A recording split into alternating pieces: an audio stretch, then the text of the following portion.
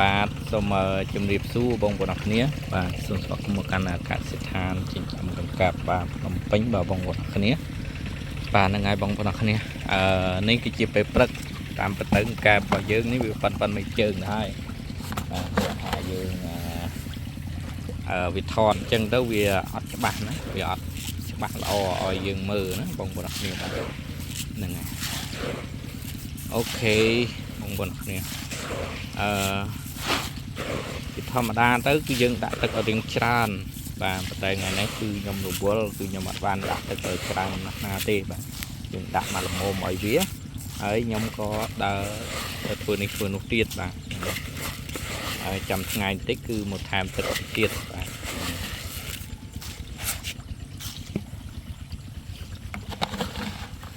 អូខេឲ្យវាស៊ីឆ្អែតបងប្អូនអរគ្នាមកយកខំគ្នាអូខេចំណីនេះគឺចំណី2លីយើងច្បាស់ឲ្យវាស៊ីឆ្អែតទៅវាជប់ខំគ្នាហើយបាទ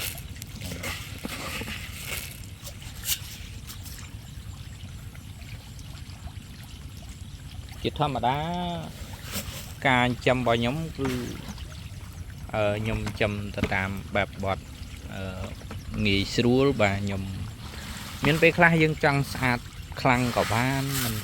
គួរសមក៏បានបាទវាមិនទៅជា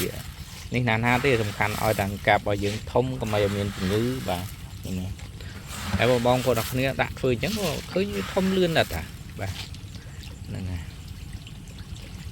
ខាន់ស៊ីពេបប៉ុបធំបាទពេបធំបាទ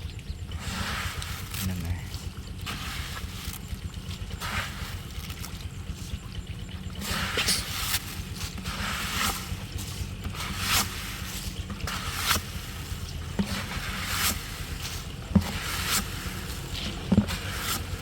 សារអា2លីហ្នឹងខ្ញុំទិញមក2ក្រុងខ្ញុំប្រើ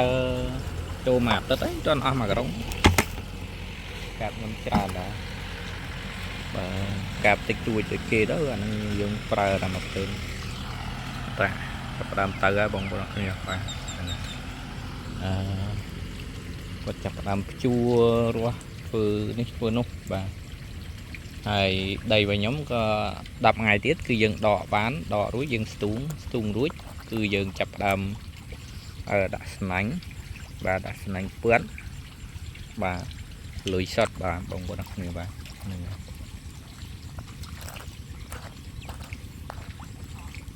ទឹកឲ្យលើសនឹងបន្តិចបាទអូខេចឹងហ្នឹងហើយបងប្អូនអរគ្នាបាទវីដេអូហ្នឹងខ្ញុំសូមបញ្ចប់ត្រឹមហ្នឹងហើយបើមានវីដេអូថ្មីល្អទៀតបាទខ្ញុំនឹងធ្វើការរៀបចំជូនហើយនោះវាស្រែដែលខ្ញុំស្លាស់ដែលភ្ជួររួចហ្នឹងបាទខាងនេះដែលគេកំពុងភ្ជួរហ្នឹងរបស់គេទេបាទភ្ជួររួចខាងនេះបាទដែលអត់ទាន់មានស្រូវដើមស្រូវនៅហ្នឹងគឺវាស្រែរបស់ខ្ញុំគឺខ្ញុំដាក់នៅក្នុងហ្នឹងបាទហើយយើងដាក់នៅក្នុងវាស្រែបាទធម្មតាបាទហើយខ្ញុំនៅប្រកាត់10តង់ទៀតបន្ថែមទៀតបាទតែយើងដាក់នៅក្នុងវាស្រែប្រតែសិនបាទហ្នឹងហើយអញ្ចឹងអរគុណច្រើនបាទជម្រាបលាបងប្អូនអរគ្នាបាទហ្នឹងហើយ